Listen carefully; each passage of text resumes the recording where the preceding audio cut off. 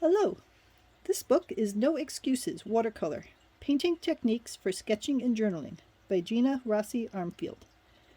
There are some books out there which are meant to be watercolor step-by-step basics that go over every single detail about how to create a wash, how to use salt, those kinds of things.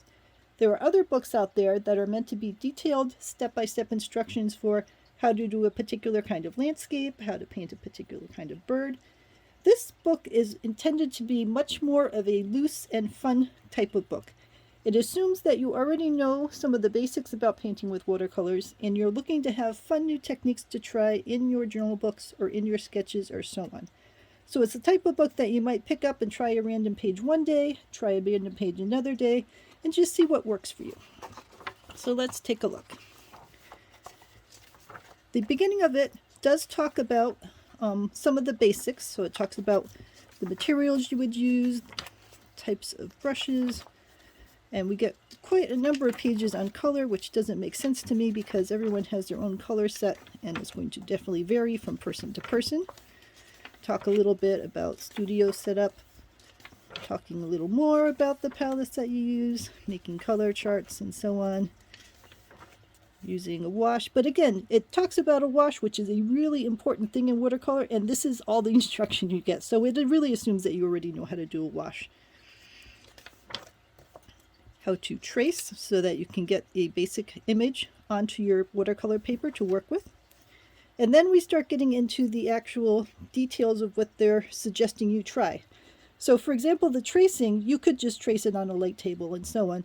But they say, well, why don't you try doing a hand pencil sketch or a hand ink sketch or a blind contour or an ink contour? It gives you different ideas to try rather than just tracing something out on a light table.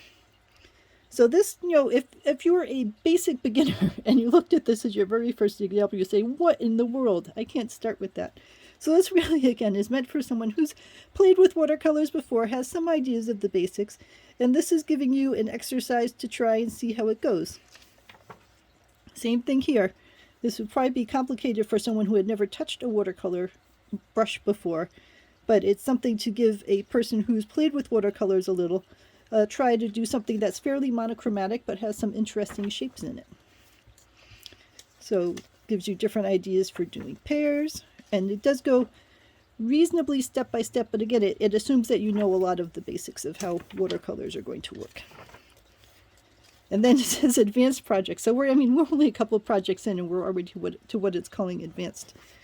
Doing the details for the owl, using a straw or just blowing with your mouth to get the ink to flow in strange and unusual ways. Adding in crayons, adding in words or phrases. Doing some black water-soluble pencil to mix in with your watercolor. So you can see that she's got a particular style that she likes. And if you really enjoy this style, you're in for a treat.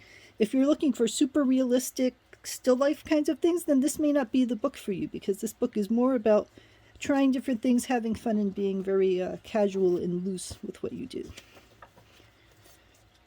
And for a lot of it, she's giving you ideas and say, all right, give this a try.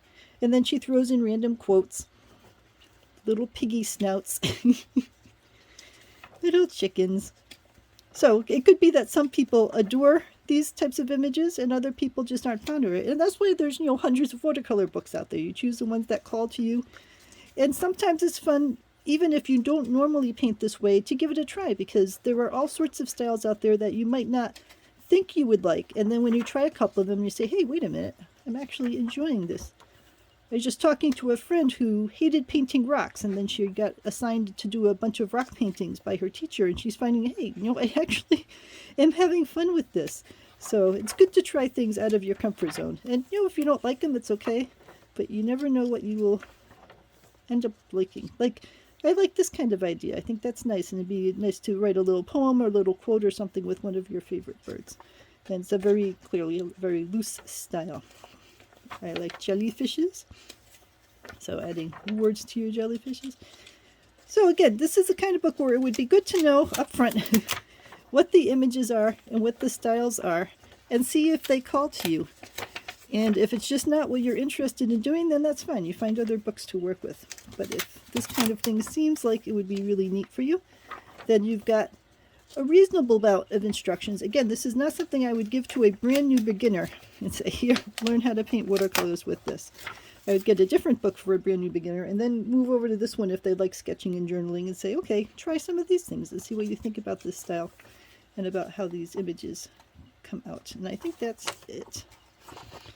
All right, so you can see her style is loose, casual.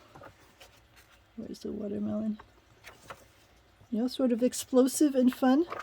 And it's a good way, especially if you are only used to doing very rigid, architecture kinds of things or very detailed still lifes. It might be good to loosen up every once in a while and try something like this where it's just a little fun and relaxed and stretching your imagination a bit. So I like this for its purpose, and it's a part of the library. I wouldn't call it a core section of my library, but it's nice to play with and to see what's in there.